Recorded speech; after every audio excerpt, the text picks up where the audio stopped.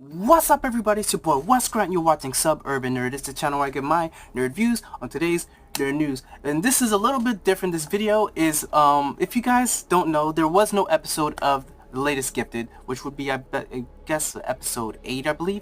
And seeing how that's what happened, the episode that showed up this week was the season premiere of season 2 of The Gifted. So what I thought is, if I could, you know what, because I've been watching this thing and the people come and, ask me, I'm going to give a real quick rundown of what's happened so far right off the top of my head. No notes, no nothing, on some real, just off the top of my head. So going off the top of my head, and bear in mind, like I said, this is off the top of my head, so if there's mistakes, bear with me, but I'm going to just go off the top. So this season started off with basically us meeting this new woman, Reva, because if you guys didn't see the last season, the Andy and Lorna went with the Inner Circle and Esma and her twins because they feel that there's a better chance of them making a difference for the mutants than with the Underground, with, the Reeves family and, Lauren.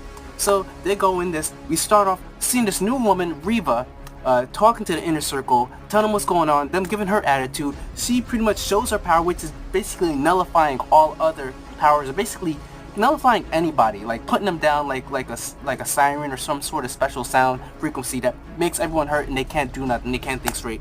And then the twins goes in and murks and kills all of them. Lorna, actually, she's actually pregnant, so she's still, like when she left she was pregnant, and now she's with Andy, they're training, and she's about to have the baby. Meanwhile, you got the Underground, you got Cate and Reed dealing with the issues that their son left them to go with the bad guys. You got Lauren feeling a little bad for herself because she was like, how could I just leave him? How come I didn't fight him more for him? And she starts having dreams. And they're having dreams, her and Andy, where they're actually meeting and talking to each other. Because she knows it's not just a dream, because she sees him with different hair color now, and different dressing. Like, he just looks different. So she's like, it's gotta be real. So she tells the parents. Parents like, maybe there's a connection, whatever. And she was like, there is. I gotta find him. I gotta make him change his mind. Meanwhile, you got Lorna.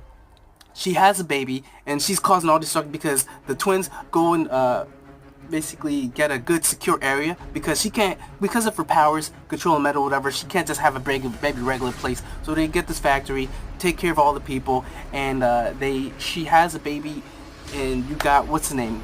Captain Lightbright, which I deemed his name Captain Lightbright because of his powers or whatever. And wait for the next review. Hopefully I get the things that I ordered online.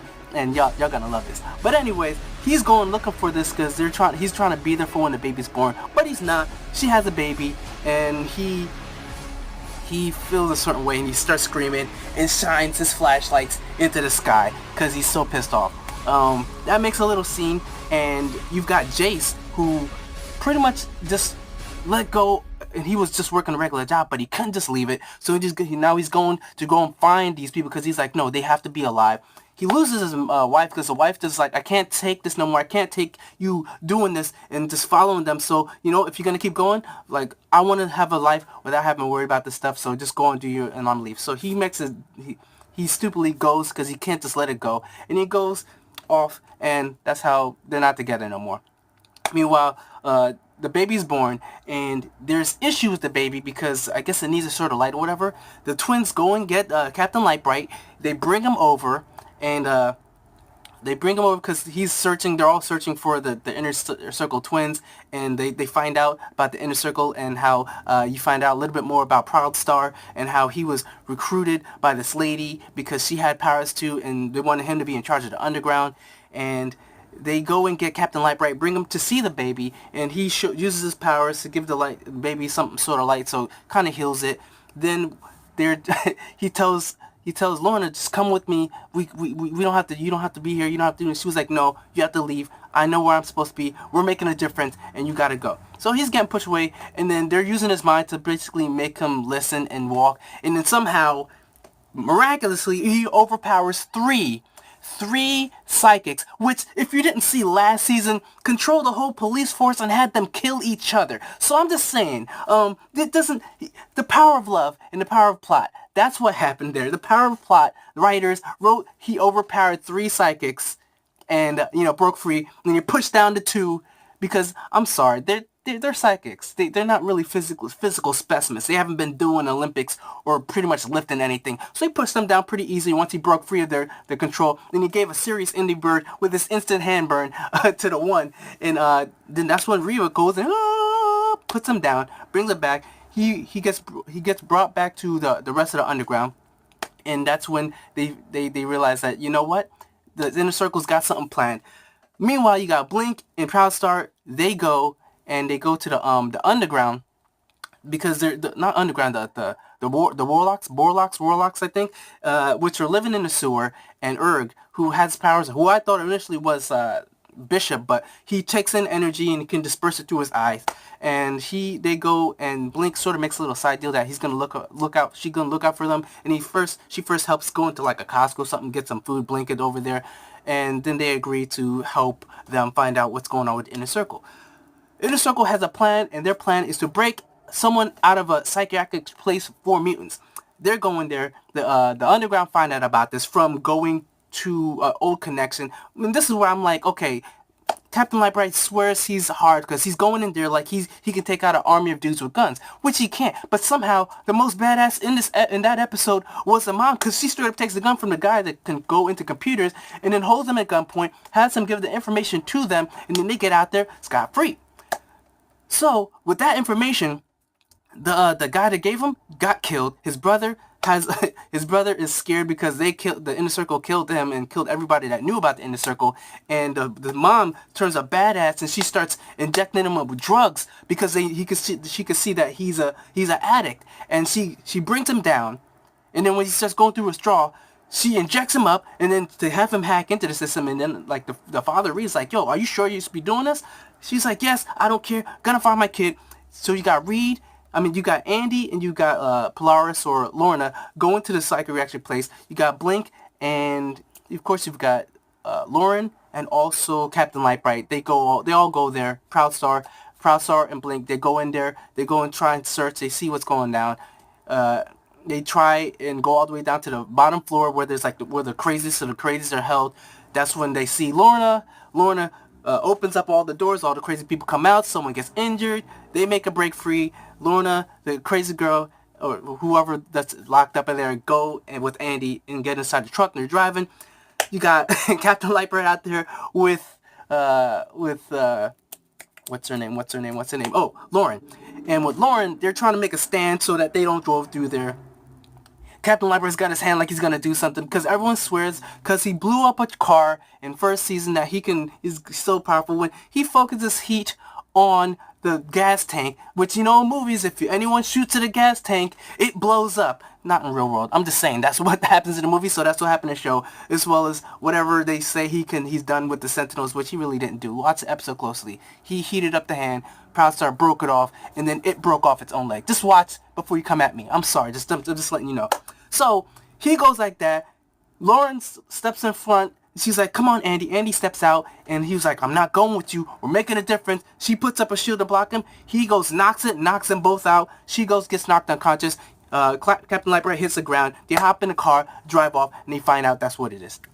Going back, you've got the father, Reed, who's been hiding the fact that his powers are manifesting because his dad was restricting it from so long ago, and that's when he starts touching things and it starts melting. He's still trying to keep it a secret.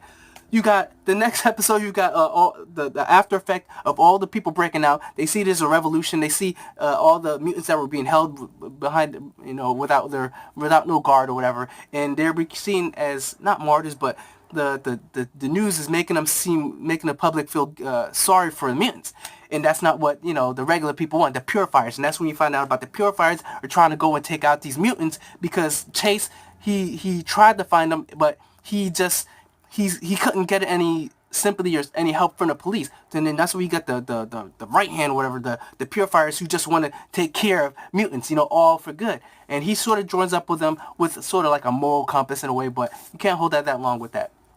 You've got the underground takes in some of these mutants that got out, and they have to go, like Blink has some of them go down to the underground, not underground, to the warlocks, and they have to get a mark to stay in there. So that's when Captain Lightbright finds out that there might be something going on between Blink and the warlocks.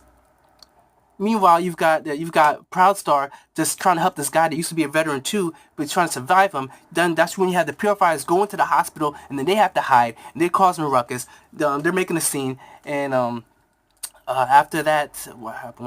What happened? After that, yeah, like I said, going off the top of my head, you find out Rebecca, and you find out that she is a girl, and that she sort of has the powers, but you don't know what. You find out in the next episode that her powers sort of turn because she makes a bond with Andy. Andy kind of talks to her. You see them kind of flirting, and she shows that she can kind of reverse things.